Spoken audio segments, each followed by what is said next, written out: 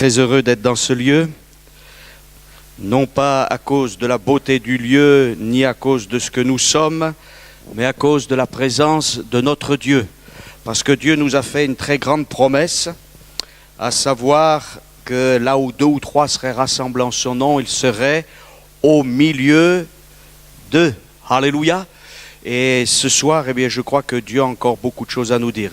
Il n'y a pas de hasard avec le Saint-Esprit. Notre frère a choisi ce texte de Cantique où il est question d'un Dieu qui a ouvert les fenêtres au ciel. Alléluia. Il y a un homme qui a été un homme de révolte et qui a méprisé la prophétie biblique et qui a dit au prophète Élisée, quand bien même l'Éternel ferait des fenêtres au ciel, pareille chose n'arrivera pas. Et l'Écriture nous dit que le prophète Élisée lui a dit, eh bien tu le verras de tes yeux, mais tu n'en profiteras pas. Il y avait une grande famine à cette époque dans la région de Samarie, et la ville où était Élisée était là prisonnière des Syriens, et le peuple était dans la famine, il était dans la détresse, et cet homme n'a pas cru à la parole de Dieu. J'aimerais ce soir que nous puissions tous, les uns comme les autres, eh bien, croire ce que Dieu dit. Parce que nous sommes très souvent sensibles à ce que disent les hommes, mais ce soir, nous voulons être sensibles à ce que dit la parole de Dieu. Alors, nous avons ce thème de l'occultisme, et je vais, bien sûr, le thème est immense, il est grand, et bien évidemment, on pourrait passer plusieurs heures à parler en détail de l'occultisme, des forces spirituelles de ténèbres que les Écritures nous décrivent, mais bien sûr notre but n'est pas que de parler de l'œuvre de l'adversaire, mais plutôt de parler de l'œuvre de Christ, amen, de celui qui a triomphé et de celui qui ne veut pas nous laisser dans les ténèbres, dans les choses cachées, mais qui veut se révéler à nous, amen. Et je le répéterai certainement au cours de cet exposé, à savoir qu'il y a une grande différence entre l'occultisme et bien sûr la révélation divine. Le monde cherche les choses occultes et croyez-moi, ce n'est pas simplement une petite partie de la population qui est sensible aux choses occultes. Une grande partie de la population, même certains se cachent, mais ils croient en ces forces de l'esprit, comme a dit d'ailleurs un grand homme politique, mais nous croyons aux forces du Saint-Esprit, ce qui est totalement différent. Et Dieu n'est pas là pour nous cacher des bonnes choses, mais il est là pour nous révéler des choses excellentes. Alors, je parlerai d'abord de la définition de l'occultisme. L'occultisme, c'est la recherche des choses cachées, certaines origines du monde, de l'homme, de l'être divin, par des moyens mystérieux qui ne sont pas à la portée de tous et qui sont très souvent donc réservés à des initiés et qui, bien sûr, sont en contradiction avec ce que désire Dieu. Parce que ne croyons pas que Dieu veut tout nous cacher. Une des pensées de l'occultisme, c'est que Dieu est un Dieu qui cache beaucoup de choses et que nous pouvons, en nous passant de lui, eh bien, découvrir ces choses. Et nous découvrons que l'occultisme, d'une manière générale, et aussi le spiritisme, c'est une révolte consciente ou inconsciente de Dieu. Et nous voyons dès le départ dans le livre de la Genèse, je ne parlerai pas de Caïn, mais nous voyons après le déluge, eh bien nous voyons toute une civilisation, toute une société qui va construire une tour. Et cette tour, c'est cette fameuse tour de Babel. Et cette tour de Babel, l'Écriture nous dit que ces gens l'ont construit avec des briques et ils ont dit les uns les autres, bâtissons-nous une ville et une tour dont le sommet touche au ciel. Voilà. Et faisons-nous un nom afin que nous ne soyons pas dispersés sur la face de la terre. Dieu avait demandé aux hommes de se multiplier et de se répandre sur la terre. Mais les hommes ont dit non, nous ne nous répandrons pas sur la terre, nous resterons ensemble avec un seul nom, avec une seule langue, et nous construirons une tour qui touche au ciel. Ne croyez pas que les gens de l'époque étaient suffisamment ridicules pour croire qu'ils pouvaient toucher physiquement le ciel. Cela ne signifie pas, c'est pas ce que signifie ce texte. Il s'agit de toucher aux choses célestes, de découvrir les choses célestes sans la révélation divine. Des hommes qui disent « nous n'avons pas besoin de Dieu ». Et aujourd'hui, en Europe, on a construit un bâtiment, voilà, qui ressemble à la tour de Babel, parce qu'aujourd'hui encore, les nations sont révoltées contre Dieu et contre son oint, comme dit l'Écriture, et c'est ainsi qu'au lieu d'ouvrir la Bible humblement et de demander au Seigneur la révélation divine et la révélation de Christ, eh bien des hommes et bien des femmes préfèrent aller voir des hommes, des femmes qui parlent de ténèbres, et malheureusement, l'occultisme et le spiritisme ne sont pas sans conséquences. Ce ne sont pas simplement des choses qui sont faites pour découvrir des choses que Dieu soi-disant nous aurait cachées, mais il y a une emprise diabolique sur les vies qui peut mener au suicide, à la dépression, au découragement, à toutes sortes de situations de désordre moral, spirituel et même physique. Et c'est pour cela que ce soir, nous voulons de la part de Dieu vous dire comme l'apôtre Paul, nous vous en supplions, soyez réconciliés avec Dieu. Amen. Parce que la meilleure des choses, c'est de connaître Dieu et le Sauveur Jésus-Christ. Il y a dans l'occultisme une partie, et je l'aborderai assez rapidement, qui s'appelle le spiritisme. Le spiritisme, c'est évoqué, soi-disant, parce qu'on n'en a pas la possibilité, l'esprit des morts, pour essayer de communiquer avec eux, pour être consolé ou renseigné sur l'au-delà. Mais l'Écriture nous révèle, nous dit que nous ne pouvons pas rentrer en contact avec l'esprit des morts. Cela a été dit dans une autre conférence, dans un autre exposé. Après la mort vient le jugement. Et dans l'évangile de Luc, cela a déjà été dit, les morts ne peuvent pas communiquer avec les vivants. Et il y a là quelque chose qui est définitif. Nous avons vu aussi, ça nous a été dit, eh bien, il n'y a pas de réincarnation dans la Bible. Dieu ne parle pas de réincarnation. Il n'y a pas possibilité d'une autre vie dans un autre corps. Non, la Bible nous dit, après la mort physique vient le jugement. Donc il faut être clair là-dessus.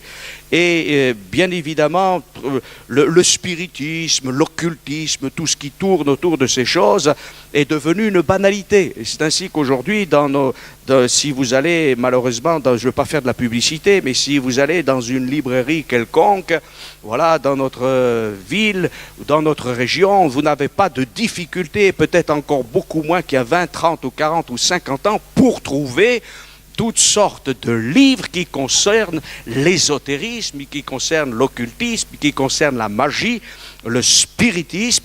Heureusement aussi, je suis content parce que je trouve aussi quelques Bibles. Voilà. Mais je préférerais qu'il y ait 350 Bibles et aucun livre d'occultisme. Voilà. Parce que ces livres sont des livres pièges qui amènent non seulement des gens dans une grande détresse, mais aussi, je pense particulièrement, aux jeunes qui sont sensibles à cela. Et c'est très souvent dans les lycées, dans les collèges, il y a des garçons, des filles qui disent « Tiens, tu sais, on a un rendez-vous, on va faire tourner une table, on va faire ceci ou on va faire cela. » En tout cas, pour revenir au spiritisme qui est là, essayer de parler aux morts, il a été courant dans toutes les civilisations, que ce soit en Inde, en Chine, avec les Védas en Inde, lorsqu'il est question de Confucius, de Bouddha et de des brahmanistes, des Égyptiens, les Grecs, les druides gaulois, pour en citer que quelques-uns, les Sibylles romaines, et même des religions plus récentes qui sont sous l'emprise des ténèbres. Et c'est assez curieux, nous voyons même eh bien, dans certains domaines, comme les gens trouvent ça tout à fait naturel que de parler avec les morts. Ce qui est extraordinaire dans la Bible, c'est que Dieu, l'Écriture nous dit que Dieu n'est pas le Dieu des morts, mais qu'il est le Dieu des vivants. Le nom même de Dieu, ce fameux tétragramme, ces 4 lettres en hébreu qui parlent de Dieu, qui est le nom propre de Dieu, nous parle de la vie, de l'être, de l'existence suprême, de l'essence de la vie. C'est indescriptible. Qui peut décrire la vie? Mais Dieu est. Il s'appelle celui qui est, qui était, qui sera. Et il est le vivant. Amen. Et ce vivant-là, il s'adresse à ceux qui sont prêts de mourir, afin qu'ils puissent avoir la vie. Dieu n'est pas le Dieu des morts, mais il est le Dieu des vivants. Et là, dans ce texte, lorsque je cite ce texte, mais il est question non pas de la mort physique, là, mais aussi de la mort spirituelle. Mais en tout cas, la mort physique, ce n'est pas quelque chose que Dieu a désiré. La mort spirituelle, c'est-à-dire la séparation éternelle avec Dieu, ce n'est pas quelque chose que Dieu a désiré. Dieu est le Dieu qui veut la vie pour notre corps, pour notre âme et pour notre esprit. Amen. Mais malheureusement, toutes les civilisations s'éloignant de Dieu ont voulu, excusez-moi l'expression, chatouiller l'esprit des morts. Mais en jouant à cela, on s'aperçoit qu'on entre non pas en contact avec les morts, mais on rentre en contact avec les puissances démoniaques. Combien de gens sont naïfs? Ils pensent qu'il y a des forces supérieures à l'homme, qu'il y a des choses qu'on ne voit pas. Et ils pensent qu'on peut rentrer en contact comme ça avec les morts. Et beaucoup de gens, dans leur naïveté, disent « J'ai entendu sa voix, il m'a raconté des choses que seul lui connaît. » Mes chers amis, les puissances démoniaques connaissent beaucoup de choses et elles sont des puissances qui peuvent surtout imiter. Et l'imitation, c'est l'imitation. Mais le véritable, c'est le véritable. Paul dira lui-même que des anges de ténèbres, l'adversaire lui-même peut se présenter en ange de lumière. Voilà. Alors, à quoi va-t-on les reconnaître? Eh bien, parce qu'on va les reconnaître dans leur message. Parce que ce n'est pas l'aspect qui doit nous interpeller, qui doit nous dire « Ah ben c'est certainement quelqu'un qui porte la vérité ». Non, ce n'est pas l'aspect, c'est le message. Et lorsqu'on compare le message des forces occultes au message biblique, on s'aperçoit qu'il y a un abîme. Entrer en contact avec les morts. Et vous savez que particulièrement le 19e siècle a été très fort dans le domaine du spiritisme. Il y a eu un retour du spiritisme au 19e siècle, avec la famille Fox et un certain Allan Kardec, qu'on a appelé le père du spiritisme moderne, dont le tombeau est au Père-Lachaise. Et cet homme, disait plus de péché, plus de diable, de condamnation, mais une possibilité de perfection progressive de l'homme. On retrouve toujours la même chose. Que ce soit avec telle ou telle religion, avec telle ou telle pratique ésotérique ou spirituelle, l'homme peut s'en sortir lui-même, soi-disant. Non, l'homme ne peut pas s'en sortir lui-même. Toutes les religions qui disent que l'homme peut s'en sortir seul sont de fausses religions. Et c'est ainsi que même dans leur folie, un certain spirit dira qu'il est difficile de prouver l'identité des esprits. Donc on communique avec des forces, avec des puissances dont on ne connaît pas l'identité, mais c'est excessivement dangereux. Et en quelque sorte, il y a là comme une sorte de laboratoire spirituel, de domaine spirituel des ténèbres. Les gens touchent à des choses sans savoir quelles vont en être les conséquences. Mais heureusement, la Bible nous avertit. Alléluia. Et la Bible nous dit de ne pas toucher à ces choses. Le catholicisme romain, qui est une décadence du christianisme, il faut bien le dire, a introduit dans ses préceptes, dans ses habitudes, des choses occultes, puisqu'on invoque des morts, puisqu'on prie des morts. On s'adresse à des saints, mais qui sont morts. Alors on est arrivé par un puissant mensonge, parce que l'Écriture ne nous en parle pas, à dire que même Marie était ressuscitée, mais Marie n'est pas ressuscitée. La Bible, en tout cas, ne nous le dit pas. Et dans le doute, il vaut mieux s'abstenir. Et la Bible ne nous dit pas de prier Marie, mais la Bible nous dit, et c'est Jésus lui-même qui dit, vous n'avez rien demandé en mon nom, mais maintenant vous pouvez demander en mon nom. Et dans le nom de Jésus, alléluia, il y a la liberté, il y a la vie, il y a la grâce, alléluia. Il n'y a pas l'esprit des morts, mais il y a l'esprit de la vie. Les Juifs eux-mêmes sont tombés dans ce piège, puisque lorsque... dans la période entre la fin de la rédaction de l'Ancien Testament et du Nouveau Testament, eh bien, certains ont prié les morts. Donc, toutes les civilisations, toutes les nations ont voulu, à un moment donné, s'adresser aux morts. Voilà. Alors, il y a des gens qui gardent des cendres de morts dans leur maison, des gens qui parlent avec une photo d'un bien-aimé. C'est pas interdit d'avoir une photo d'un bien-aimé, bien évidemment. Ah, mais si on commence à parler comme s'il était vivant, non, nous ne pouvons pas rentrer en contact avec les morts.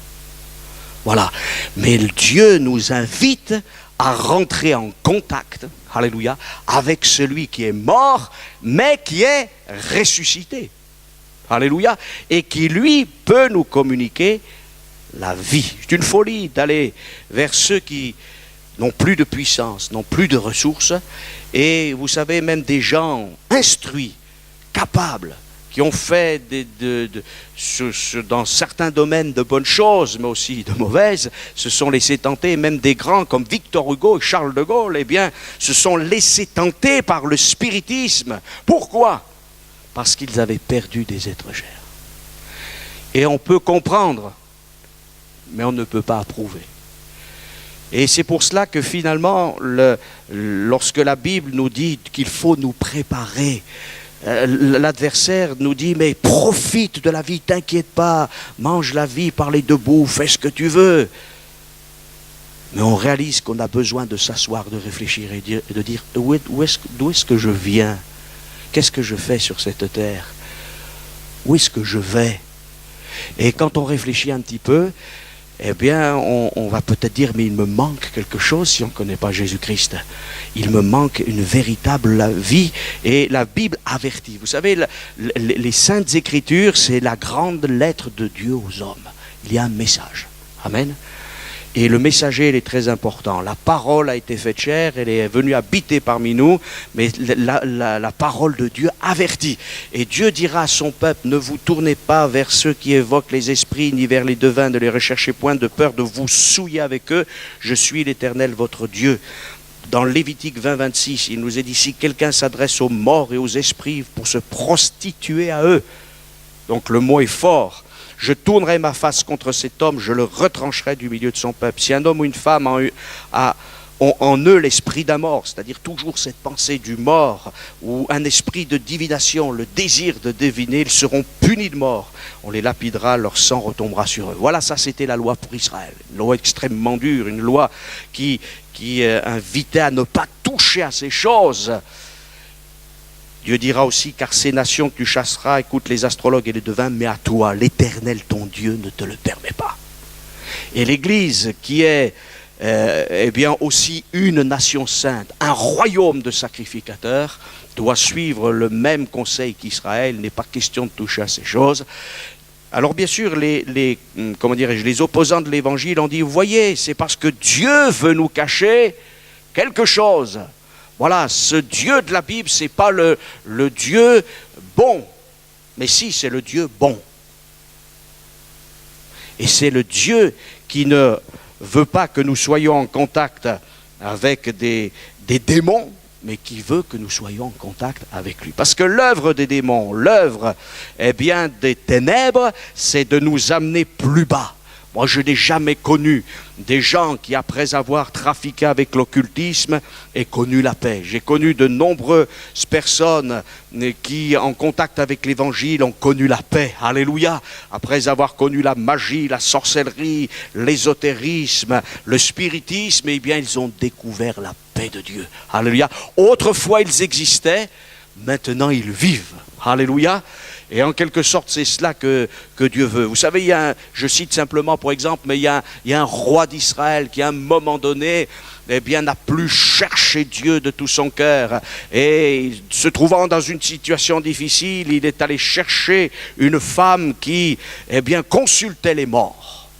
Et nous savons que Dieu est intervenu et au lieu de trouver secours, eh bien, Saül a été jugé. Et l'annonce de sa mort imminente sera annoncée et il mourra sur le champ de bataille. On meurt sur le champ de bataille de cette vie et on meurt non pas en vainqueur, mais on meurt en vaincu lorsqu'on s'attache au spiritisme. Et l'Écriture nous dit, Saül mourut parce qu'il se rendit coupable d'infidélité envers l'Éternel dont il n'observa point la parole, parce qu'il interrogea et consulta ceux qui évoquent les morts. Il ne consulta point l'Éternel, alors l'Éternel le fit mourir et transféra la royauté à David, fils d'Isaïe. Alors il y a quelqu'un qui a dit, mais si, il a consulté l'Éternel. Mais l'Éternel ne lui a pas répondu. Oui, mais si on lit les différents textes, en fait, il a consulté, mais il n'a pas cherché Dieu. Il y a une nuance dans les mots en hébreu. Et vous savez, il y a des gens qui parfois disent, oh ben, je vais demander ça à Dieu. Mais ce n'est pas demander d'une manière sincère. Ce n'est pas demander d'une manière humble. Alors, oui, Seigneur, réponds-moi. Et puis j'aimerais bien que tu me répondes à ma façon. Non, mais ça, c'est pas ce que Dieu veut. La Bible nous dit que celui qui s'humilie, Dieu l'élève. Mais celui qui s'élève, Dieu l'humilie. Et l'occultisme, le spiritisme, la magie, toutes ces choses, c'est vouloir s'élever sans Dieu. Or Jésus dira, sans moi vous ne pouvez rien faire. Paul dira aussi, en parlant de Dieu, c'est lui qui nous donne la vie, alléluia, la respiration et l'être. Voilà. Même quand on est essoufflé des fois, hein, on est un peu âgé, alors on commence peut-être, mais on vit encore, alléluia, et on peut vivre doublement avec le Fils de Dieu. Amen. Voilà, en ce qui concerne le spiritisme, voilà, ce qui est intéressant, c'est de savoir que le spiritisme utilise un médium pour entrer en contact avec les morts, soi-disant, hein, puisque nous avons dit que c'est avec les puissances de démons. Voilà, et on pourrait encore citer beaucoup de textes des Écritures. Mais le médium nous relie, ou veut nous relier aux morts. Et il ne nous relie pas aux morts, mais il nous relie aux ténèbres et à l'adversaire. Mais, alléluia, nous avons un médiateur, alléluia. Et ce médiateur-là, il nous relie au Père des esprits. Alléluia. Alors pourquoi aller chercher parmi les morts? D'ailleurs, c'est quoi le message des anges? On ne cherche pas Jésus parmi les morts. Il est parmi les vivants. Alléluia. Pourquoi chercher parmi les morts celui qui est vivant? Il y a des gens, leur vie de prédilection, c'est le tombeau. J'ai connu un garçon qui, avant de se convertir, c'était un grand garçon, il faisait plus de 2 mètres. Voilà, mais il était attiré par les cimetières, il fréquentait les cimetières, et là il cherchait le sens de la vie. Et pendant des années, il s'est posé des questions, il a essayé toutes sortes de choses, jusqu'au jour, alléluia, où il a entendu parler de Jésus, et ce garçon a vu sa vie complètement transformée. Alléluia. Jésus dit, je suis le premier. Amen. Et le dernier. Et le vivant. Et si vous voulez quelqu'un qui vous parle de la mort et de ce que c'est, si vous voulez rentrer en contact avec un mort pour savoir, eh bien allez vers celui qui est mort. Mais Jésus dit, j'étais mort. Et voici, je suis vivant au siècle des siècles. Amen. Je tiens les clés de la mort et du séjour des morts. Amen. Mort, où est ta victoire? Où est ton aiguillon? Dira l'apôtre Paul. Voilà. Alors, n'allez surtout pas vers les spirites. N'allez pas vers ces gens qui trafiquent. D'ailleurs, on le voit dans toutes ces affaires d'occultisme, d'ésotérisme. On met toujours une ambiance. Pas une ambiance particulière. Hein. Alors quand certains rentrent dans ces lieux pour chercher, pour connaître l'avenir, pour connaître le futur, il y a toujours une ambiance plus que feutrée, c'est pas feutré, hein, des lumières qui n'éclairent pas vraiment. Moi j'aime bien la lumière. Voilà. Je ne sais pas, peut-être que c'est une déformation, c'est mon caractère, mais j'aime pas les pièces sombres. Voilà. Voilà. Moi je trouve que c'est bien quand c'est clair. Voilà. Et des fois même on manque encore de lumière. Quand la lumière du soleil est là, vous n'avez pas remarqué comme les couleurs sont différentes, comme la vie est différente. J'allais dire le sourire des gens est différent. Voilà. Hein? Et oui, parce qu'il y a le soleil, parce qu'il y a la lumière. Et on le sait aussi, il y a des ampoules par exemple, eh bien elles éclairent, mais vous avez remarqué, c'est pas l'eau. Hein? Et il y a des lumières, des ampoules plus exactement, qui sont très performantes, qui sont presque comme la lumière du jour. Et on voit mieux. Et nos yeux souffrent moins. Voilà. Et je crois que Jésus, c'est vraiment la lumière du monde. Et ce n'est pas simplement pour éclairer nos yeux, mais c'est pour éclairer notre conscience. Et nous dire, arrête-toi, arrête de chercher toutes sortes de moyens pour découvrir le sens de la vie, parce que Dieu nous a tout donné. Il nous dit comment il a créé le monde.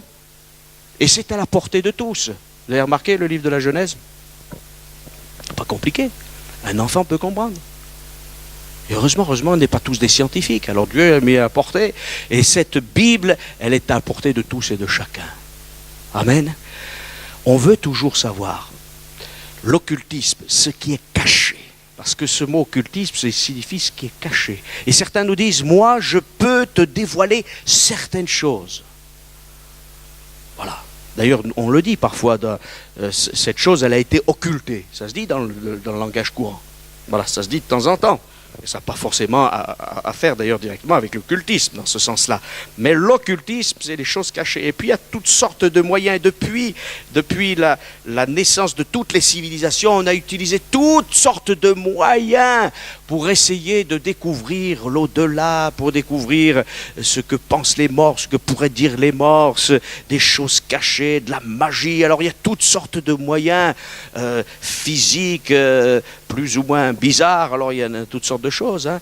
Et puis toutes ces sociétés secrètes, elles touchent à l'occultisme. Eh oui, les francs-maçons, c'est pas clair, hein, pas du tout clair. Les Rosicruciens encore moins.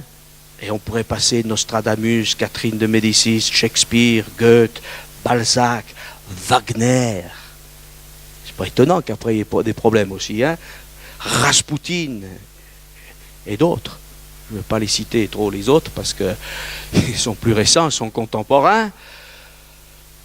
Mais quel est le président de la République qui n'est pas allé voir une cartomancienne ou un grand responsable? Voilà. Alors, beaucoup de tout ce qui est occulte dit, voilà, il y a des choses d'en haut qui ressemblent à des choses d'en bas, on va faire un lien, et il y a toutes sortes de moyens. Il n'y a pas un journal en France qui, je crois qu'il y a 1 ou 2 journaux qui ne mettent pas la rubrique astrologique. Et les gens sont très très sensibles à tout ça, et ils disent, mais il y a des choses qui marchent, mais bien sûr qu'il y a des choses qui sont pas que du charlatanisme, et c'est ça qui est dangereux. C'est ça qui est dangereux. Parce qu'il y a des croyants qui disent, oh mais tout ça c'est du charlatanisme. Attendez, il y a une grande partie de charlatanisme, et il y a aussi une partie, et c'est difficile d'en connaître le pourcentage, qui est diabolique et ténébreux. Le charlatanisme ne serait que, excusez-moi, de se faire piéger avec de l'argent, mais n'aurait pas beaucoup de conséquences. Mais la puissance des ténèbres est là, parce que là où il n'y a pas la lumière de l'évangile, il y a les ténèbres les plus épaisses. Et c'est pas pour rien que des grands et des puissants, quand on connaît la bibliothèque d'un Hitler ou d'un Staline, Les gens athées ont eu des bibliothèques ésotériques et occultes impressionnantes. On se dit, mais là, attendez, je ne comprends pas, je croyais qu'ils ne croyaient en rien. Mais non, mais l'homme croit en toutes sortes de choses. Et quand il n'a pas la foi en Dieu, eh bien il a la foi en autre chose. Et quand il n'a pas la foi en Jésus-Christ, c'est là ce qui est le plus terrible, eh bien il est dans le désastre. Alors il y a l'astrologie, la cartomancie, la chiromancie, et puis il y en a des mancies, je pourrais vous en citer, la pyromancie, essayer de découvrir dans les flammes, l'ornithomancie. Le vol des oiseaux, ça se faisait. Vous savez que dans l'Écriture, il nous est fait mention on regardait dans les entrailles, on regardait dans les foies, et on a retrouvé toutes sortes de tablettes d'argile où il y a toutes sortes de descriptions, de dessins, pour savoir, pour la divination. Et tous les panthéons des Perses, des Grecs, des Romains étaient aussi pour ce type de divination. On regardait dans le nuage, on regarde dans le mar de café, on est capable de regarder dans une boule de cristal, pour essayer de connaître l'avenir. C'est quand même étonnant de voir que Dieu nous a parlé du passé, il nous parle du présent, et il nous dit que dans le futur, voilà ce qui va arriver. Parce que Dieu ne parle pas que du passé. Il y a des gens qui disent la Bible c'est un livre du passé, mais non. Parce que le Dieu de la Bible c'est le Dieu du passé, du présent et de l'avenir. Et ce Dieu-là, il parle du passé, du présent et de l'avenir. Parce qu'il est. Et il connaît toutes choses. Et il nous révèle des choses à venir. Alléluia, pas toutes. Je ne sais pas quand le Seigneur Jésus va revenir. Mais il nous dit qu'il va revenir. Et c'est ça la chose la plus importante. Mais dans tout ce qui est astrologie, système, on veut plutôt une date, un événement qui nous arrange. Et d'ailleurs, c'est toujours très très égoïste, je vous ferai remarquer. Tout ça. Comment est-ce que je vais aller moi ? Qu'est-ce qui va m'arriver ? Est-ce que je vais avoir un retour d'affection ? Et tout est centré autour de l'homme. Au point que même l'ésotérisme, l'occultisme, toutes ces choses qui sont plus ou moins cachées, eh bien, sont prêtes à faire bénéficier à un homme, une femme d'immenses privilèges au détriment des autres. Alors que l'Évangile, c'est une bénédiction pour l'individu et pour ceux qui côtoient l'individu. Non ? Parce qu'il y a même des non-croyants qui disent, quand même, vous savez, il y a des jeunes gens, des jeunes filles ou des parents, enfin ça dépend, peut-être que vous êtes un enfant et puis vos parents ne sont pas chrétiens, ou peut-être que vous êtes un parent et vos enfants ne sont pas chrétiens, mais il y a même des non-croyants qui disent, ah oui, quand même, hein, mon père, ma mère, je ne crois pas en ce qu'ils croient, mais quand même, c'est bien d'être chrétien. Parce que quand même, le christianisme, c'est cette parole de Jésus, tu aimeras ton prochain comme toi-même. Alléluia, ça fait du bien ça. Hein? Et de savoir qu'il y a un Dieu qui aime tous les hommes et qui veut le bien de chaque homme, de chaque femme, des enfants, des adolescents, des jeunes gens, de ceux qui sont seuls, des célibataires, des couples, des familles, des vieillards, de ceux qui sont très âgés, qui sont presque là au seuil de l'éternité. Mais Dieu les aime tous, quelle que soit leur couleur de peau, quelle que soit leur instruction, leur capacité, leur santé. Dieu les aime. Alléluia. Et il ne veut pas bénir un pour maudire l'autre, c'est pas vrai. Dieu veut que tous les hommes soient sauvés et parviennent à la connaissance de la vérité. Mais il y a des gens qui rejettent la vérité. Il y a des gens que lorsque Dieu parle, ils s'opposent à la vérité et c'est pour ça qu'ils ont des problèmes. Et ce soir, plus exactement, ne vous opposez pas à la vérité, parce que l'occultisme, je l'ai dit, et on pourrait faire, on va essayer peut-être de le découvrir, mais bon, on ne peut pas tout dire en quelques minutes, mais l'occultisme, c'est une révolte contre Dieu, consciente ou inconsciente. Et peut-être si quelques-uns d'entre vous, vous avez fait certaines choses inconsciemment, il y a des gens qui tous les jours regardent la rubrique astrologique où ils essayent, voilà, il faut qu'ils sachent, mes chers amis, lisez plutôt la Bible, lisez les psaumes, lisez les évangiles, et vous verrez, c'est autre chose. D'ailleurs, qu'a dit Jésus ? Il a dit, à chaque jour suffit sa peine. Le lendemain prendra soin de lui-même.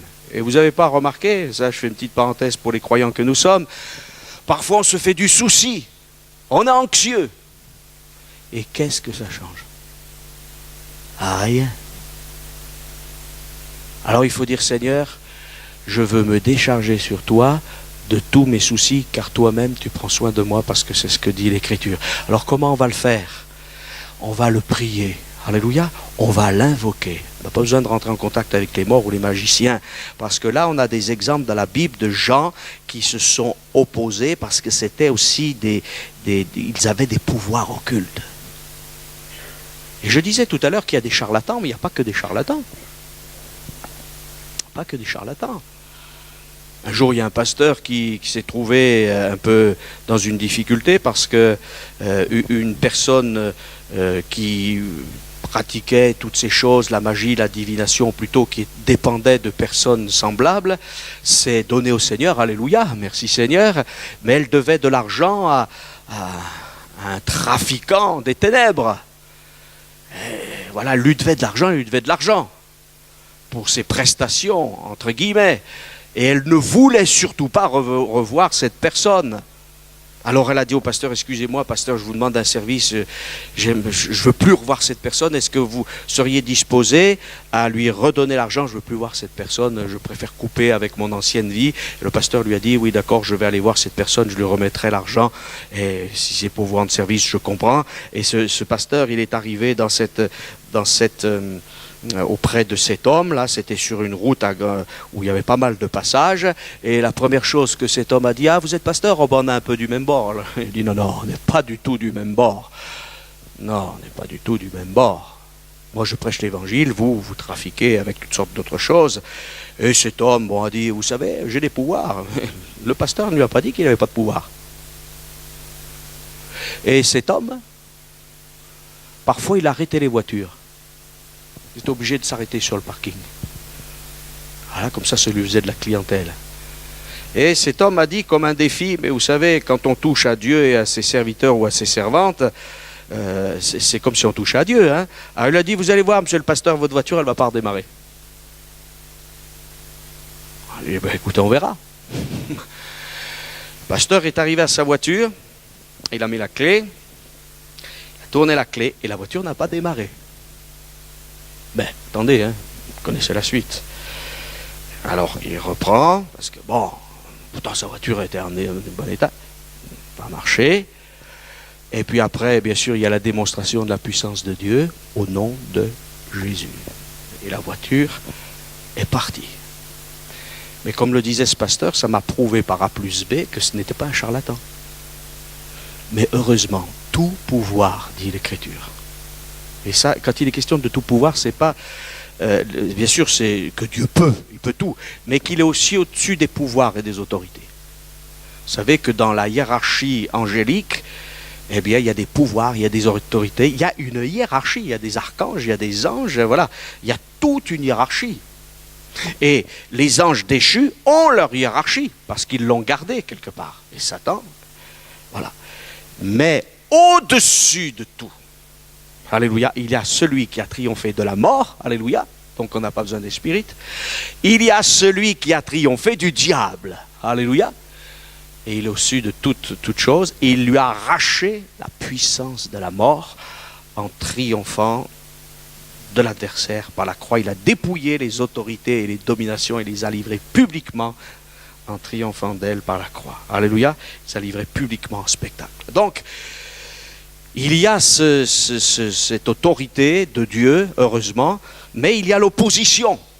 Et chers amis, peut-être que vous avez, vous qui êtes des chrétiens, vous avez eu l'opposition de certains membres de vos familles, des amis qui vont dire, eh bien, tu sais, moi j'ai des pouvoirs. Oui, mais mon Dieu a des pouvoirs. Ne disons pas moi j'ai des pouvoirs, mais celui qui est avec moi, alléluia, est plus fort que celui qui est dans le monde. Amen. Vous savez que les magiciens se sont opposés à Moïse. Lorsque Moïse a dit à Pharaon, l'Éternel dit, laisse partir mon peuple. Et là, il y a une révolte de Pharaon. Pharaon dit, mais qui est l'Éternel pour que je laisse partir, eh bien, ces Hébreux? Non, mais il n'est pas question. Et les magiciens de Pharaon ont pu pendant un temps imiter Moïse. Mais à un moment donné, qu'est-ce qu'ils ont dit eux-mêmes? Ils ont dit, c'est le doigt de Dieu. Et ils n'ont pas pu faire certains miracles parce que Dieu les a empêchés, et c'est ainsi que la puissance de Dieu au travers de Moïse et Aaron a permis au peuple d'Israël, au peuple de Dieu aux Hébreux de sortir d'Égypte. Amen.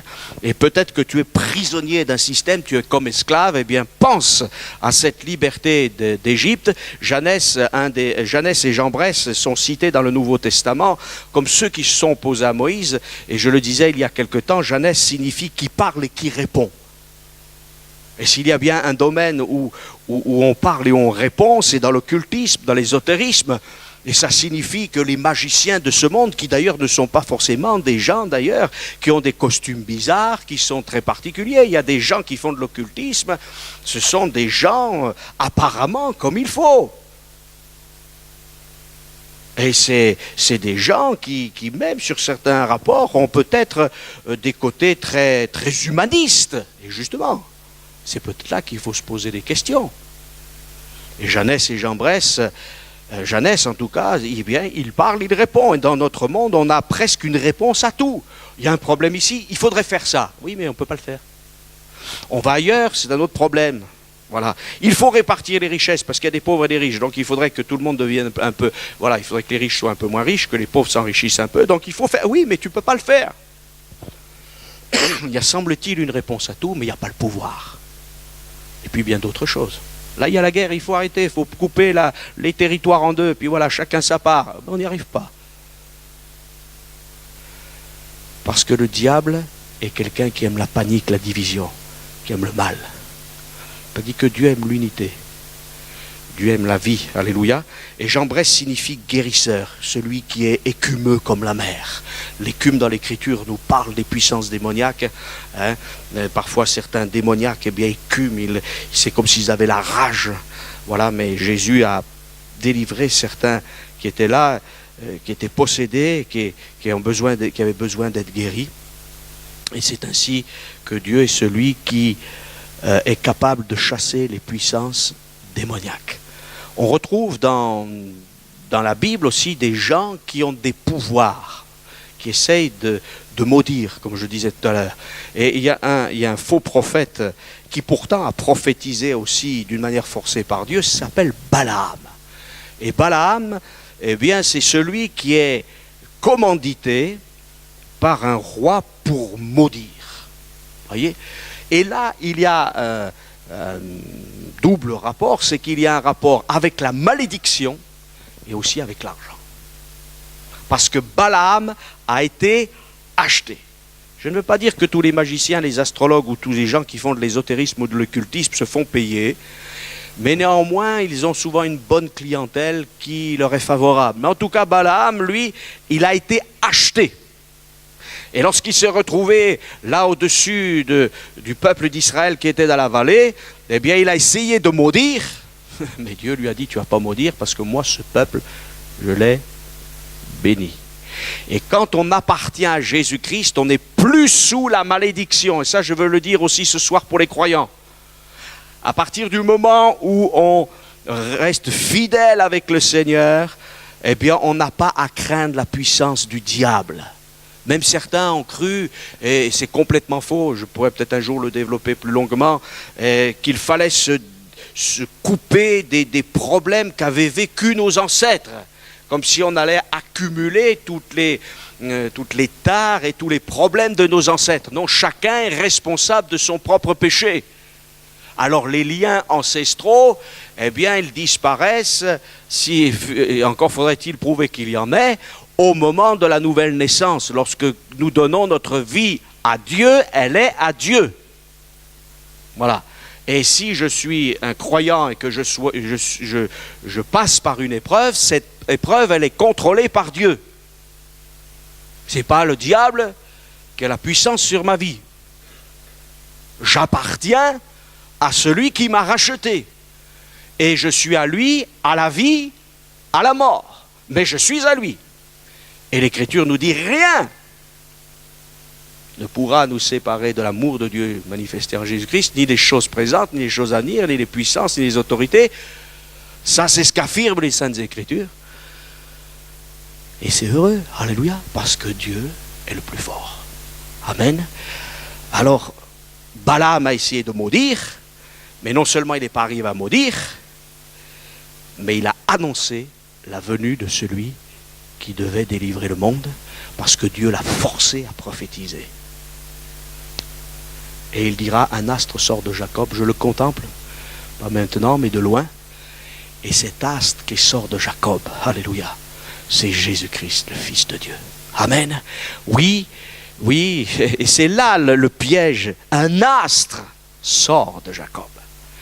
Mais pas les étoiles, pas les planètes. On n'a pas besoin des planètes et tout cela. Dans le livre d'Amos, dans le livre des Actes, c'est la condamnation de l'astrologie. Voilà. Alors certains diront, oui, mais les mages ont été guidés par l'étoile. Mais ils ont été guidés par cette manifestation, mais pas pour savoir toutes sortes de choses. Il y avait une prophétie. Ce n'était pas une prédiction ésotérique, c'était une prophétie des Écritures. Et je vous ferai bien remarquer que ces mages ne savent pas tout. Ils savent une chose, c'est qu'à un moment donné, il va se passer quelque chose dans la sphère céleste. Ils regardent en tant qu'astronomes, et puis là, ils voient qu'il y a quelque chose de particulier qui accomplit la volonté de Dieu. Et quand ils arrivent à Jérusalem, eh bien, ils demandent. Et il demande aux hommes qui connaissent les Écritures, où le Messie doit-il naître? Et on leur répond que le prophète Michée a dit, il va naître à Bethléem. Donc ces gens n'ont pas méprisé l'Écriture, mais ils ont sondé les Écritures. Et chers amis, ce qui nous guidera toujours, c'est de sonder les Écritures, non pas pour trouver en elles la vie éternelle, comme le faisaient certains Juifs, mais pour découvrir en elles Jésus, le Sauveur et le Seigneur du monde. Amen. Alors, il y a beaucoup de gens qui ont voulu trafiquer pour maudire, parce que c'est ça aussi que nous retrouvons dans les Écritures. Il y a un certain Amam l'Agagite qui a dit un jour au roi de Perse, tu sais, il y a un peuple qui est particulier. Et ce peuple-là, il n'est pas dans ton intérêt de le garder. Il faut le détruire. Et on va le détruire et puis on va récupérer tous ses biens. Parce que c'est toujours comme ça. C'était déjà la pensée d'Hitler avant l'heure. Et la pensée du diable, c'est toujours de profiter en détruisant. Mais la pensée de Dieu, c'est de se donner pour nous faire vivre. Amen. Tous les grands et les puissants de ce monde ont fait des massacres. Tous ceux qui sont appelés les grands, ils ont fait des guerres. Pompée le Grand, Alexandre le Grand, et il y en a d'autres encore, des grands. Hein. Qu'est-ce qu'ils ont fait? Ils ont fait des massacres. Mais moi, je préfère dire Jésus le Grand, permettez-moi ce soir. Parce que lui, il est mort pour nous. Il n'a tué personne. Il a guéri des malades, il a chassé des démons, il a consolé des personnes, alléluia. Lui, il est vraiment le grand, alléluia, parce qu'il donne la vie. Alors cet Aman l'Agagite, il a eu une haine du peuple de Dieu. Et il a dit, je vais le détruire. Il a eu la haine d'abord de Mardochée, mais il a eu la haine. Et l'occultisme ne produit pas la paix, mais la haine. Et il a décidé de détruire le peuple de Dieu, mais il ne l'a pas fait simplement avec des moyens classiques, on peut dire, humains. Mais il a eu recours aux choses occultes. Alors il a jeté le sort. Il a jeté le pour. C'est pour ça que la fête ensuite de délivrance au milieu du peuple de Dieu, c'est la fête de Pourim, la fête des sorts. Parce qu'en fait, le sort, qu'est-ce qu'a fait Aman? Il a dit, voilà, quel est le jour qui va m'être favorable pour la destruction de ce peuple? Et vous voyez, l'occultisme, l'ésotérisme, ça se retourne contre nous. C'est très dangereux. Parce que le diable a cette caractéristique, c'est qu'il est capable de faire monter les gens au sommet. Il les fait monter, monter, monter. Et quand l'homme est au sommet, il le précipite. Et pourquoi l'adversaire est-il un expert en précipitation? Parce que lui-même, il a déjà été précipité du ciel, et il va aller de précipitation en précipitation jusque dans les temps de feu et de soufre. Alors c'est une de ces techniques d'élever les hommes pour les précipiter. Mais Dieu dit aux hommes, humiliez-vous devant moi et moi je vous élèverai. Mais pas pour vous précipiter, pour vous garder avec moi. C'est différent comme le programme. Hein? Et c'est pour ça que la Bible nous dit que ceux qui sont en Christ, ils sont spirituellement assis avec Jésus-Christ dans les lieux célestes. Voilà notre position spirituelle. Même si pour l'instant, encore physiquement, on est bien sur la terre avec nos problèmes et nos difficultés, mais aussi avec nos victoires, avec nos joies et nos peines, mais en comptant sur la fidélité du Seigneur. Donc Aman l'Agagite, il s'est élevé, il est arrivé premier ministre de la plus grande civilisation de l'époque. Les Perses régnaient pratiquement de l'Inde jusque vers la Grèce, en passant par l'Égypte. Bref, ils avaient ce territoire immense, il y avait de nombreuses provinces, et lui, il était arrivé au sommet. C'est curieux, être arrivé au sommet, être encore dérangé par ceux qui sont nos subalternes. Il a voulu les détruire, il a jeté le sort, et Dieu a permis que la date ne soit pas dans les 2 jours qui suivent. Elle a été beaucoup plus longue. Alors, entre-temps, le peuple de Dieu a cherché Dieu, alléluia, et le vent a tourné. Et Dieu a été la délivrance d'Israël et de tout un peuple. Et la Bible nous dit qu'Israël a eu la victoire sur ses ennemis. Peut-être que l'adversaire a jeté le sort sur ta vie. J'ai vu des gens qui sont venus me voir en disant peut-être, monsieur le pasteur, vous n'allez pas me croire, mais depuis on m'a jeté un sort, tout va mal dans ma vie, ça ne va pas. Moi j'ai connu des gens, tout allait de travers dans leur vie, mais lorsque Jésus est venu, tout s'est remis d'aplomb. Alléluia. Les choses matérielles n'allaient pas, les choses affectives n'allaient pas, le travail n'allait pas, enfin bref, beaucoup de choses n'allaient pas. Mais lorsque Jésus est rentré dans ses vies, alors tout est redevenu normal, du point de vue social, du point de vue moral, du point de vue mental, du point de vue affectif. Alléluia. Parce que Dieu est un Dieu bon, alléluia, et on peut te jeter un sort, mais la grâce de Dieu, elle est là, elle est au-dessus des sorts. Amen. Le sang précieux de Jésus nous purifie de tout péché, et si tu as trafiqué avec toutes ces choses, demande pardon au Seigneur, parce que Dieu est un Dieu de pardon. Alléluia. Et celui qui est allé certainement le plus loin dans l'écriture, dans les choses ésotériques, dans les choses de trafic, n'est pas un étranger au peuple de Dieu, mais c'est un roi d'Israël. Et son exemple, il est bien noté, et il y a suffisamment de versets dans les Écritures à propos de cet homme, et cet homme, c'est Manassé. Mais je parle de Manassé ce soir parce que Manassé est allé très loin dans la désobéissance, dans l'occultisme, mais ce Manassé, eh bien Dieu aussi lui a fait grâce à la fin de sa vie. Amen. Et moi je crois que Dieu veut nous faire grâce. Manassé signifie qui oublie, et vous pourrez lire son histoire dans le 2e livre de Rois. Il nous est dit qu'il fit ce qui est mal aux yeux de l'Éternel, 2 Rois 21, et selon les abominations des nations que l'Éternel avait chassées, il éleva des autels à Baal, il fit une idole à Astarté, il bâtit des autels, il fit passer son fils par le feu, il observait les nuages, les serpents pour en tirer des pronostics. Bref, la liste est très très longue et j'aimerais pendant quelques instants, rapidement, regarder tout ce que cet homme a fait. D'abord l'idolâtrie, il a quitté le Dieu authentique pour aller servir Baal. Baal signifie maître. Et dans beaucoup de trafics ésotériques ou occultes, eh bien on appelle le Dieu qu'on invoque le maître. Mais quel maître? Le maître des ténèbres. Baal et Astarté étaient 2 grandes divinités qui d'ailleurs étaient partout à peu près dans le Moyen-Orient et même en Occident, qui étaient là. Astarté signifie fortune, chance. Et Baal, Astarté, Baal, c'est la force violente, la force destructrice. Et Astarté, c'est la sensualité, c'est l'immoralité.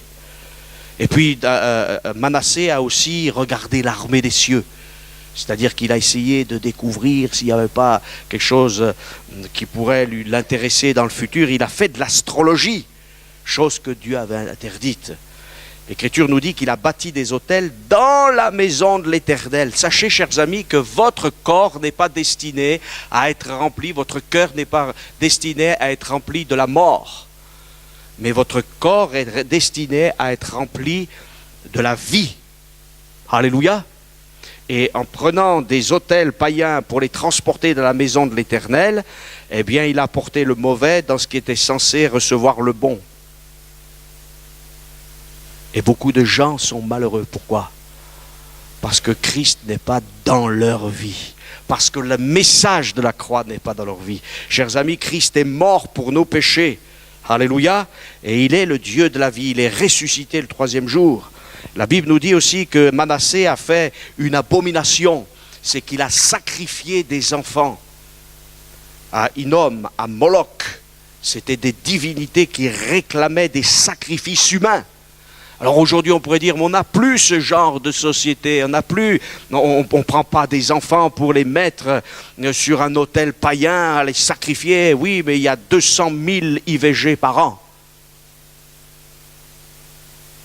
Et notre monde a même légalisé cela. C'est-à-dire qu'il y a des milliers d'innocents qui meurent. Ce n'est pas des cas d'exception. Et puis la divination, la Bible nous dit qu'il regardait les nuages, les serpents. Le serpent, bien sûr, nous parle bien de ce qui est la poussière. Et les gens sont souvent dans la poussière. Ils sont là, ils mangent la poussière. Ils sont pas heureux. Et puis les nuages nous parlent de la puissance de l'air. Et le nuage, s'il y a bien quelque chose qui est versatile, c'est le nuage.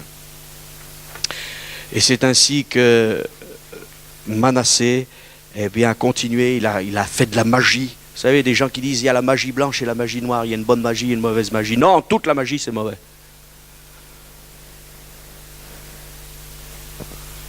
Dieu résiste aux magiciens. Dieu ne veut pas de magiciens. D'ailleurs, la magicienne, parce que c'était souvent plus les femmes qui faisaient de la magie, les hommes faisaient autre chose, mais elles ne devaient pas vivre en Israël. Le spiritisme, il a fait du spiritisme. Et la Bible nous dit que, il a commis tous ses péchés. Et Dieu a permis que cet homme, il soit exilé. On l'a pris.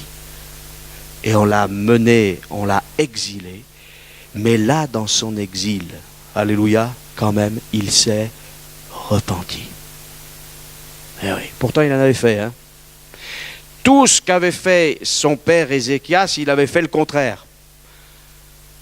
Il avait eu un bon père. Il n'avait pas eu un mauvais père, parce qu'il y a des gens qui disent, c'est parce qu'il a eu une mauvaise éducation. Et il y a des gens, par exemple, aujourd'hui dans nos sociétés, ils disent, il faut surtout bien éduquer les gens. Et quand on aura bien éduqué les gens, et ça fait au moins 200 ans, en tout cas en France, qu'on dit, ou plus même, on dit, mais avec l'éducation, on va changer la société. C'est un mensonge.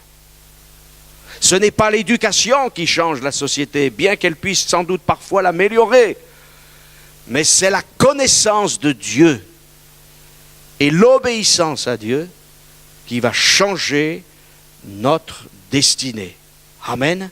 Et Manassé signifie qui oublie. Il avait oublié l'exemple de son père. Il avait oublié la loi de son Dieu. Il avait oublié son éducation. Il avait oublié tous ses bons conseillers. Il s'était pris pour le grand roi. Il avait oublié. Mais heureusement, un jour, il s'est souvenu de Dieu. Amen. Et Dieu a oublié ses péchés. Alléluia.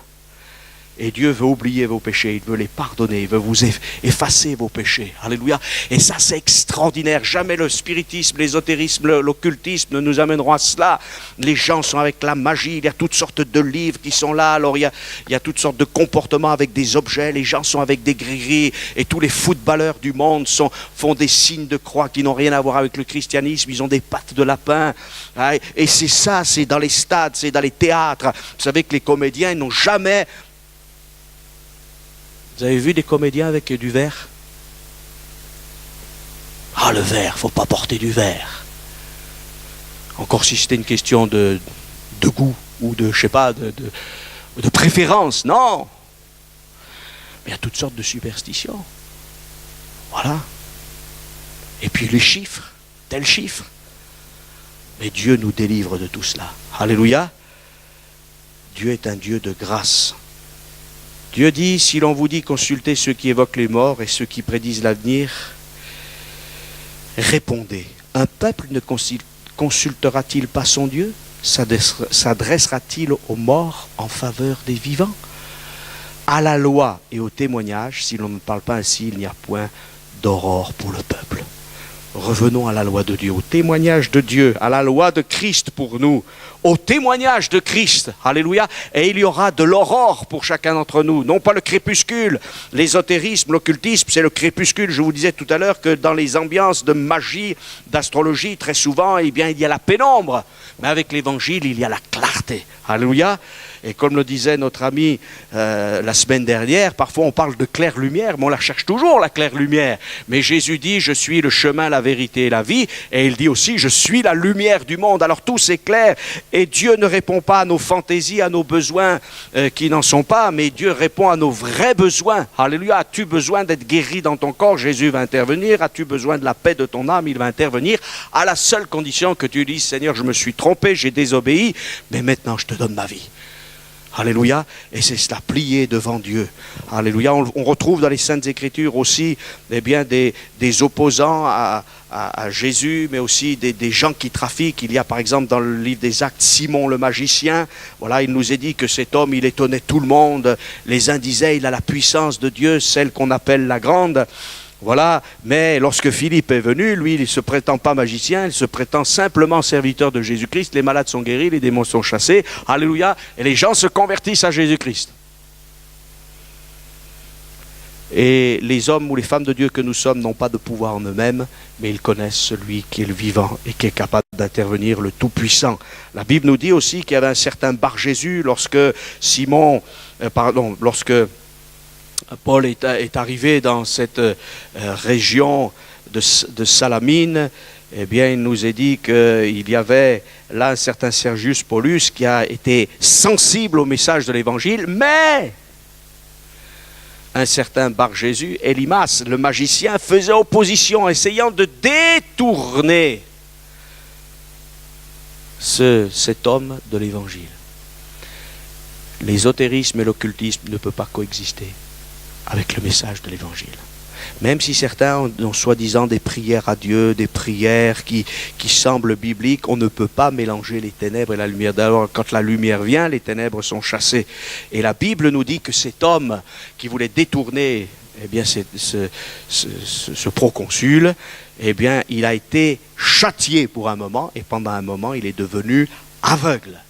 Et en fait, ce qui s'est passé, c'est que comme c'était un homme de ténèbres, eh bien, physiquement, pendant un temps, la Bible nous dit pas que ça n'a pas été permanent, mais pendant un temps, il a été aveugle et cherchait en tâtonnant quelqu'un pour le conduire.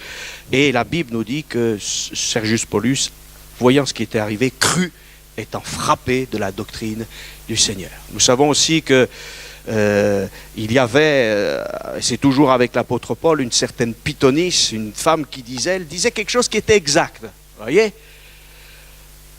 Mais c'est bien de dire des choses exactes, mais parfois c'est pour gêner même le message de l'Évangile. Moi j'ai rencontré des gens, alors que il y avait quelqu'un qui faisait chanter, là, qu'il y avait quelqu'un qui était en train de prêcher ou de prier, il se levait, il perturbait la réunion pour dire toutes sortes de choses, mais n'a pas à perturber une réunion, n'a pas à perturber un moment de prière. Et le diable n'a pas de respect, il perturbe.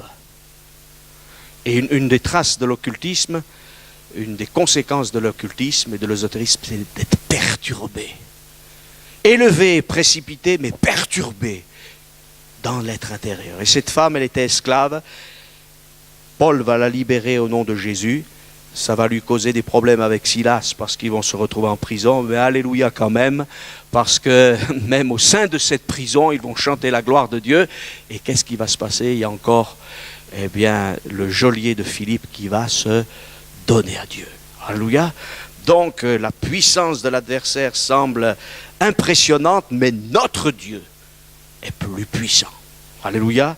Jésus a tout pouvoir. Et puis la Bible nous dit aussi qu'il y a des gens qui ont voulu imiter l'Évangile. Alors ça, c'est une caractéristique aussi de l'ésotérisme et de l'occultisme. On veut imiter. Et les fils de Séva, qui étaient des fils d'un sacrificateur, voilà, ils étaient déjà dans le monde religieux, ils étaient dans le monde du sacerdoce. Alors voilà, c'est quand même curieux. Des Juifs qui étaient là, des fils de Lévi, des fils d'Aaron, qui font de la magie. Eh oui, parce que dans la tradition, à un moment donné, on a dit, voyez le piège, hein? Pour pouvoir se défaire des démons et des magiciens, il faut connaître leurs pratiques. Mais moi, je n'ai pas besoin de connaître les pratiques des magiciens. Même si parfois on en connaît un petit peu. Et mon but ce soir, c'est pas de vous parler des pratiques des magiciens. D'ailleurs, je ferai remarquer que j'en ai très peu parlé. Et Dieu dit, tu ne t'informeras pas à propos de leur Dieu, comment ils les servent. Ça ne sert à rien. Ce qu'il faut, c'est que tu viennes vers ton Dieu. Et ces juifs ont dit, ces gens qui étaient corrompus, ces quelques personnes, eh bien on dit, au nom de Jésus que Paul prêche. Mais les démons ont dit, nous on connaît Jésus, on sait qui est Paul. Mais vous, on ne connaît pas. Parce que vous n'appartenez pas à Dieu. Vous n'appartenez pas à Jésus-Christ. Quel immense privilège que de connaître Jésus-Christ. Vous allez peut-être me dire, oui, mais moi je ne suis pas Paul. Oui, mais si tu es un enfant de Dieu, c'est pareil. Voilà, d'ailleurs, l'esprit malin dit, je connais Jésus. Les forces de ténèbres connaissent celui qui est l'authentique. Et ils savent qui sont les véritables enfants de Dieu. Et toi qui es enfant de Dieu, n'aie pas de crainte. Beaucoup de croyants, dès qu'il est question de l'adversaire, ils prennent peur. Et si un jour vous avez manifestation diabolique dans une réunion, tout genre, mais pourquoi il ne faut pas prendre peur? On doit être prêt. Et peut-être que c'est parce qu'on n'est pas prêt qu'on a peur parfois. Alors soyons prêts, nous les chrétiens, en face de ces forces occultes, parce que je crois que jamais autant l'adversaire va se répandre. La Bible nous dit qu'il va y aller, et c'est parti maintenant. On voit que notre monde est dirigé par ces forces occultes, et ces forces occultes iront au maximum avec la puissance de l'Antichrist. Et la puissance de l'Antichrist, elle est en marche. Nous le voyons maintenant. Il faut vraiment être naïf pour ne pas le voir. Et justement, il se déguisera avec la religion. Les fils de Séva, c'est aussi un avertissement prophétique. Voilà, c'est un avertissement prophétique. Et il y aura un lien entre les choses les plus opposées. Les plus opposées qui se rassembleront. Aujourd'hui, il y a encore beaucoup d'opposition, mais elles vont se rassembler pour se liguer contre Christ. Mais c'est Christ qui triomphera. Et avant ce temps-là, l'Église sera enlevée. En tout cas, les fils de Séva n'ont pas eu de possibilité de manifester aucune puissance, parce que la Bible nous dit au contraire qu'ils ont été défaits. Et ça a été l'occasion pour que beaucoup de gens, il nous est dit que la crainte s'est emparée de beaucoup et le nom de Jésus était glorifié. Et plusieurs de ceux qui avaient cru venaient confesser et déclarer ce qu'ils avaient fait. Et un certain nombre de ceux qui avaient exercé les arts magiques, ayant apporté leurs livres, les brûlèrent devant tout le monde et on en estima la valeur à 50 000 pièces d'argent. C'est une somme faramineuse. C'est ainsi que la parole du Seigneur, alléluia, croissait en puissance et en force. Alléluia. Voulez-vous que la puissance de la parole de Dieu croisse en vous? Eh bien, c'est possible. Amen. Ces gens ont pris leurs livres. Je ne dis pas qu'il faut prendre les livres des gens et les brûler pour faire des scandales. C'est pas la peine. Il y a des gens qui veulent brûler tous les livres religieux. Voilà, non. Si vous avez des livres mauvais chez vous, détruisez-les. Parce que s'ils ne sont pas bons pour vous, ce n'est pas la peine de les donner aux autres. Mais n'allez pas dans les bibliothèques pour faire des folies. Voilà, parce que de toute manière, la folie de ce monde continuera. Mais en tout cas, pour votre vie personnelle, si vous avez des objets, si vous avez des choses dont vous n'êtes pas sûr et qui n'ont aucune importance, débarrassez-vous de ces choses. Voilà, on vous a peut-être donné des objets avec toutes sortes de signes astrologiques. Même si c'est beau, même si ça a une valeur, débarrassez-vous de tout cela. Alléluia. Et vous allez voir, le Seigneur va vous aider. Je termine simplement par cela, c'est que je rappelle que l'occultisme, c'est ce qui est caché. Mais la Bible nous parle de révélation. Amen. De dévoilement. Et Dieu nous dévoile quoi? Notre péché, notre misère, notre détresse, notre faiblesse. Ça, c'est le premier dévoilement. Vous allez me dire, c'est pas extraordinaire. C'est vrai que c'est pas extraordinaire. Mais il faut le reconnaître. Et après, alléluia, il nous dévoile la grâce de Dieu. Alléluia. Le sacrifice de Jésus. Alléluia. Il nous dévoile la guérison qu'il y a en Jésus. La délivrance qu'il y a en Jésus. L'amour du Père. Alléluia. Et encore un autre dévoilement. La puissance du Saint-Esprit. Alléluia. Les compassions de Jésus. La fidélité de Dieu. Oh, je peux encore en dévoiler des choses. Il y en a pas mal qui les connaissent déjà. Voilà ce que Dieu fait. Amen. On ne sait pas tout. Et d'ailleurs, Paul dira, nous connaissons en partie, mais plus tard on connaîtra. Il y a des choses finalement, ça ne fait rien si on ne les connaît pas ici-bas. Mais par contre, savoir que Dieu m'aime, qu'il a envoyé son Fils dans le monde afin que je sois sauvé, ça c'est une bonne révélation. Alléluia. Et celui qui a rencontré Christ et qui lui a demandé pardon pour ses péchés, eh bien il peut dire, je sais en qui j'ai cru, et maintenant eh bien je compte sur la grâce de Dieu, c'est Dieu qui me tient, j'appartiens à Dieu, je veux faire sa volonté, Seigneur aide-moi, secours-moi, et Dieu est fidèle parce qu'il accomplira de bonnes choses, et même si on combat, si on lutte, il sera avec nous. Et je termine bien sûr forcément par ce texte où il nous est dit, Jésus s'étant approché, leur parla ainsi, tout pouvoir m'a été donné dans le ciel, alléluia, mais aussi sur la terre, et sur la terre ça inclut notre cœur. Allez, faites de toutes les nations des disciples, les baptisant au nom du Père, du Fils et du Saint-Esprit, et enseignez-leur à observer tout ce que je vous ai prescrit, et voici, je suis avec vous tous les jours jusqu'à la fin du monde. Amen. Alors nous voulons les prescriptions de Dieu, nous voulons l'ordonnance de Dieu, et nous rejetons tous ces livres de magie, d'ésotérisme, d'occultisme, d'astrologie, de trafic, voilà, qui remplissent les bibliothèques de ce monde et qui empoisonnent le monde corporellement, physiquement, moralement et psychiquement aussi, parce que là aussi il y aurait beaucoup à dire, et surtout spirituellement. Et nous voulons croire que celui qui s'approche de Dieu, eh bien, il a droit à la délivrance. Amen. J'ai été un peu long, mais je vous invite, si vous voulez encore aller plus loin, à lire les Écritures et à réfléchir sur ce sujet, mais surtout, ce soir, que personne ne se prive de la grâce de Dieu. Je terminerai simplement en disant que la grâce du Seigneur Jésus soit avec tous. Vous savez que c'est le dernier verset de ce livre qui s'appelle l'Apocalypse, mais qui signifie en fait, révélation, dévoilement. Amen. Alors le grand dévoilement, la grande connaissance, c'est que la grâce du Seigneur Jésus soit avec nous tous. Amen. Alors on va prier et on va demander au Seigneur sa grâce.